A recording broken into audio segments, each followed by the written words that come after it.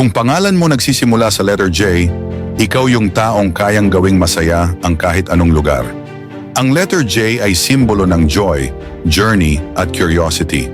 Mga taong may J sa pangalan, madalas masayahin, palabiro at natural na good vibes.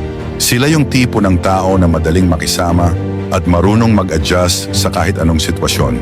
Mahilig sila sa bagong experience, bagong tao at bagong kwento. Pero eto ang hindi alam ng karamihan. Kahit palaging masaya sa labas, marunong din silang mapagod emotionally. May mga bagay silang hindi sinasabi dahil ayaw nilang maging burden sa iba. Sa love, sila yung sweet na hindi pilit. Hindi sila clingy, pero kapag seryoso na sila, consistent at loyal.